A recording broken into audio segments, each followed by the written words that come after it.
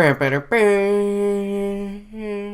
up, YouTube? It's Josh. This is the Den of Nerds. This video is all about the CW shows that dropped this week. That would be Flash season premiere. That would be Arrow season premiere.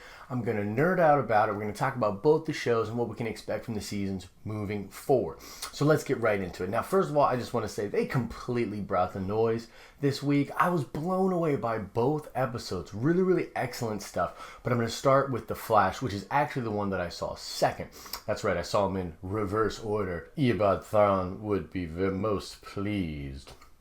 But I saw them in reverse order. Flash, very, very crazy. They start on really, really high notes, really emotional stuff. Barry is absolutely loving this Flashpoint universe that he is now in. He meets Iris for the first time. Well, not for the first time, but he gets her number. They start to build that connection.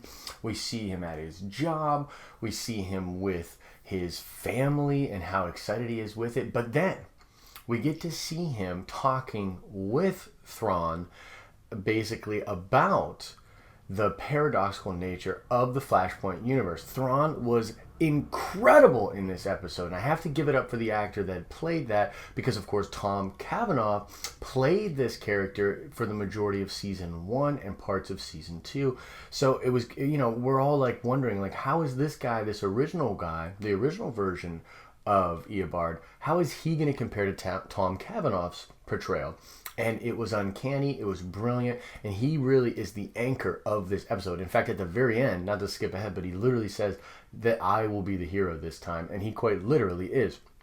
Super, super crazy to start from such high notes and then to end on such low notes and such a sad, depressed, crazy place. But that's the Flash. They pull on the heartstrings, and they did the same thing in this episode. So we get to see a little bit of what's going on with this version of the Flash, which of course is Wally West. It's really funny how people calling him Kid Flash, including Barry, but he's actually the Flash of this world, and he's fighting against Rival, which is a callback to the comics. Very, very cool stuff going on. It's all very comic-y. It's all very Flash. Barry is trying to help out, but he's also suffering from these weird fits or seizure conniption things where he starts to lose the memories that he has of his original timeline. He discusses this with Thawne. Thawne explains that this is the side effects of the diverging timelines, that his original timeline is being forgotten sometime in the near future. Barry will literally forget that he's the Flash. When that happens, this new timeline cements. That is permanent. It's the new thing, which Barry is at first completely fine with, but then he starts to realize that other people's happiness is being sacrificed so that he can have his. It's a very interesting paradox, and I quite enjoyed how they played it out with the different characters. Really, really nice part was Cisco being a billionaire. He was brilliant as a billionaire. The actor that plays Cisco really, really brought it, sold us completely, and I really like how Barry starts to assemble the old team that he had, and you get to see how different that team is juxtaposed against the memories of the old one as they start to fade away. Really, really cool moments. It culminates with Rival stabbing. Awesome. It culminates with Barry stabbing, or rather, it culminates with Wally being stabbed by Rival, and he creates 2 tornadoes, which is really, really wild. Cisco drops the Weather Wizard line, which we'll come back to later. But basically, Iris of this universe, she knowing that the other Iris is Barry's true love, and she has this really, really awesome speech that she tells Barry, where she's like, if I was the other Iris, I would know what to say. I do not know what to say, but I know you can do it. He gets super motivated, superhero style, goes in, does the impossible by taking down those 2 tornadoes and beating Rival, but he is losing his memories rapidly. He's deteriorating, and he realizes that he has to give it up. So very, very creepy line in the beginning of the show where Thawne says to him, before this is over, you're going to beg me to kill your mother again, which was chilling. That comes to pass. At the end of the episode, Barry goes back in one last time, says goodbye to his mom and dad. This really, really emotional scene. Like, yo, I felt like Kevin Smith. I was like bawling my eyes out. It was ridiculously emotional. And even though he said goodbye to his mom like 17 times already, still really emotional this time. Says goodbye to his mom. And then Thawne makes him ask it. Makes him ask to kill his mom. So crazy. So nuts. And then he does, of course. And the episode ends with Barry being placed back in to the main timeline.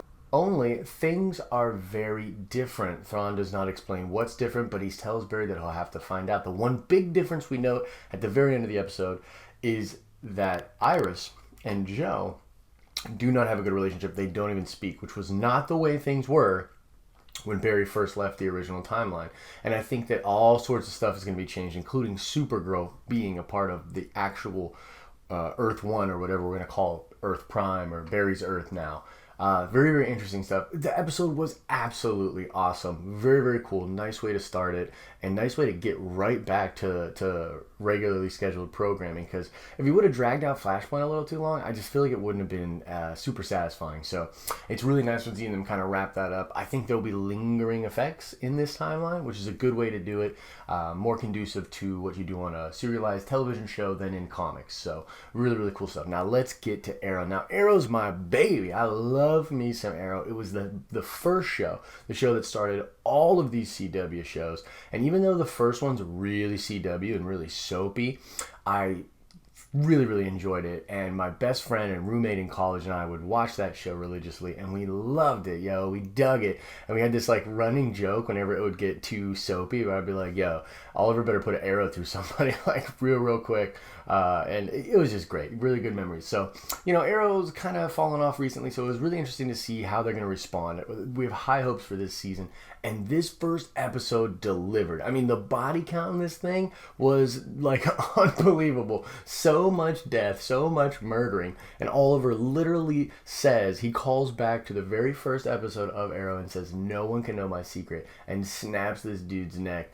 It was ridiculous, yo. Like, they really, really went for it and called it back. But to get right into the actual, like, what was going on in the episode, basically, I believe it's 3 months have passed since the team left. John is halfway around the world now. John Diggle, of course, halfway around the world. I think he's back with the military, from what I understand, from what I saw on the show. Speedy, not feeling it, not going to be going out in the red Arsenal type of gear. So Oliver's literally on his own. And it's really kind of repeated over and over again that he needs a team. And there's even other vigilantes that have started to take up the mantle of justice in the city, vigilante justice, basically inspired by him. But he wants nothing to do with them. They're amateurs. He even has a run-in with Wild Dog, puts an arrow in his leg. It was a totally awesome Arrow scene where he's like, "You're going to want to elevate that." And he's like, "Elevate what?" Turns around, bam, arrow to the knee, son. Elevate that. That was really, really cool. There's so many great action pieces in the show, but one of the coolest aspects is the fact that Oliver is mayor. And the fact that he's like being a shitty mayor because he's being a good version of the Arrow, and that whole like dichotomy, it was very, very interesting, and I really, really like the theme that they're playing with. I mean, maybe I'm a little fanboyish, but I thought this was a brilliant episode. There's one part where he literally jumps off a roof. They go in this slow motion shot. He fires an arrow which sticks to the bottom of a helicopter, and then he swings out onto it and fires a parachute arrow. A parachute arrow? Like, I was losing my mind. I was like having some fun with it on Twitter with people. It was really, really wild, but really, really cool. Another awesome aspect, and I think this will be the last season of the flashbacks. And the flashbacks have been kind of tiresome, and they're not really that great. It was cool to see Constantine in one last season, but other than that, I could have really done without him. But this season, we are getting the Bratva, the Russian gang that we've known that Oliver somehow got mixed up in many, many years ago, and all these connections, we're going back to season 1 and 2, and the connections he has with the Russian mob, and this is where we're going to get the Dolph Lundgren. Now, I didn't see any Dolph Lundgren in this episode. That's okay. You can tease that out a little bit more, pay off big later, but you have the Bratva going on in the flashbacks. A lot of death, back to his murderous ways. A lot of killing and darkness going on now, and it looks as though Oliver is going to actually recruit and put together this team of vigilantes. So moving forward, that's kind of what I expect. I expect him to be, doing the mayor thing and the vigilante thing, using the resources that he has available to him, including this new team and training them. Man, it's going to be really, really cool. And then they sprinkled in some crazy stuff with this Prometheus character, another archer that we know very little to nothing about. So it'll be interesting to see who that person is. I actually think it might be Nyssa, but we'll see who that person is. I really believe it's Nyssa, angry at Oliver for letting the Black Canary die. And there's so much goodness going on in the episode. I really, really liked it. Okay, guys, so that's kind of my thoughts on the first two shows. I'd give them both 5 out of 5s. But the CW, to be fair, they've never had a problem with how they start. It's really where they go in the middle of the season that always is kind of concerning. And there are dips normally in shows and serialized television. But as far as the start, rock solid. Can't wait to see what Legends and Supergirl bring next week. I'll do another recap when all the shows are done. I think I'm going to start doing just a recap at the end of the week where I kind of recap all the shows.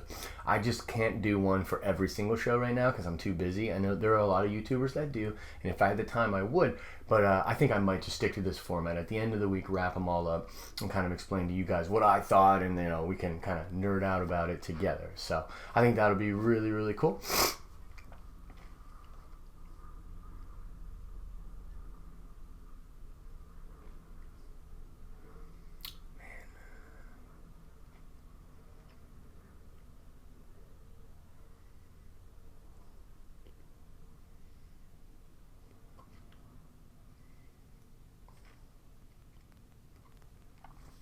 All right, let's check that nerd card. This question's going to be about Flash Rival, a real character in Flash comics. And the question is, what is the actual name of the person who becomes Rival in the Flash comic books? Answer the question in the comment section below. Like the video if you thought it was cool. And if you love these 2 first episodes, punch the like button right in the balls and make that thing hurt. I thought they were awesome. Also, hit me up in the comments, guys. I'd love to talk about this stuff. There's some stuff I didn't cover. Love to talk to you about it in the comment section. The contest is still going on. So at the end of October, we're drawing big names to give out the Short Fuse Media stuff, copies of my book. Very, very happy to do that. So make sure you subscribe and comment to the videos. I hope you're having an awesome and nerdy day. See ya!